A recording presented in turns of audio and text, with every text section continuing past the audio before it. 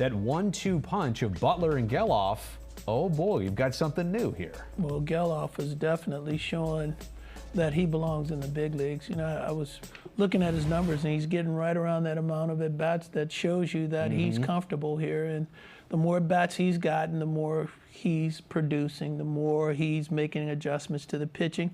And I'm sure that the scouting reports are making adjustments on him, but you're starting to see what kind of player he's going to be. It's not just success, though, at the plate in terms of like a batting average or an on-base percentage. He's making loud contact, especially when we look at the most extra base hits by a rookie in their first 28 games played of this season. Gelof ahead of Elly De La Cruz, who is, you know, highly touted across this league. Not to mention James Outman, Yoshida, very much a front runner for Rookie of the Year candidate out of Boston. But Gelof is finding gaps. Gelof is leaving the yard. I knew he was a good hitter, and the average is .294. I didn't know he had this much pop and power, though. Well, I mean, this is, Brody, I know you've stood next to this kid. This kid is a big kid. Well, anybody's big next to me. Okay. I see. I mean, he's a big kid. I mean, he's 6'4", maybe 6'5" in height. He's got to be probably 215 pounds easy. Yeah. But it's strong. He's a strong, big kid. And so, I mean, you'll see him right there. The ball comes off his bat. He hits it in the sweet spot. I mean, this kid is big, athletic. This is the kind of kid you want to draft high. If you're going to take a kid, this is the guy that you want to take. That last highlight at Dodger Stadium, by the way, where he really gets his hands in on the baseball. Shooty was saying here that the only guy you could compare him to is Marcus Semien, able to get the wrists all the way inside an inside pitch. And you're also seeing here on the screen a tweet from Tony Kemp. Kid's got a bright future, and talking about Zack Gelof. I also saw Trevor May tweet a couple days ago on Gelof. I love the fact that veterans of this A's team are giving compliments to a rookie like Gelof. When you get that type of endorsement from the vets, I think that speaks more volumes than anything else. Well, it is, because he's earned respect. Yeah. And it's, I'm going to tell you what, it's tough to earn respect from veteran players. It probably took me 5 years to get respect from veteran players. It's tough to get respect from veteran players, but this young man has come here, and he has done things within that clubhouse. There's a politeness that you show when you know you're good, even when you're a rookie. And he's been able to do that. He's not coming off like he's the next coming. I'm not the savior of this organization.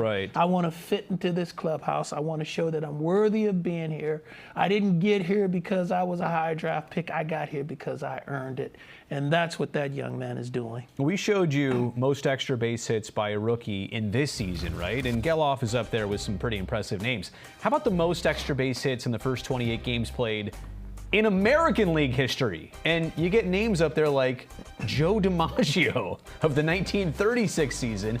Gelof's only a few shy of that at this current pace. And obviously Bo Bichette, very good player right now for the Toronto Blue Jays. I'm not familiar with Roy Weatherly of the 1936 season, Stu. Maybe he was a teammate of yours. I pitched against him. Actually, not a teammate. I pitched against him. But it just goes to show you, he wore socks like you too. What he's doing is actually historic here. So as much as we're pumping him up right now, not everybody has this type of start. So here's my next question. What's the pressure like to sustain what he's doing right now? I don't think he's putting any pressure on himself at all. Quite frankly, he's probably not even aware of the things that he's doing. He's out there every day coming to the ballpark to try to help this team win baseball games. But he's also, at this time of year when your team technically is not going anywhere. No pressure he's trying to stabilize his position for the upcoming year. He's a guy that he wants, when they come to spring training, pre-spring training, when they're writing out the guys that you expect to do X, Y, and Z, and what do you expect from this guy, and how is this guy going to be, he's the name that they're going to write in. They're going to say, hey, he's going to play 150 games. He's going to do this. He's going to do. That's what he's trying to do right now. He's establishing that position on this coaching staff and his manager for next year. I'll tell you this also, I mean, he's been playing a really solid defensive second base, and people will say, oh, that's not the hardest position on the field. Well, guess what? Maybe he could be a third baseman. I know he's got experience on the left side of the infield too, so we'll see what happens to Gelof.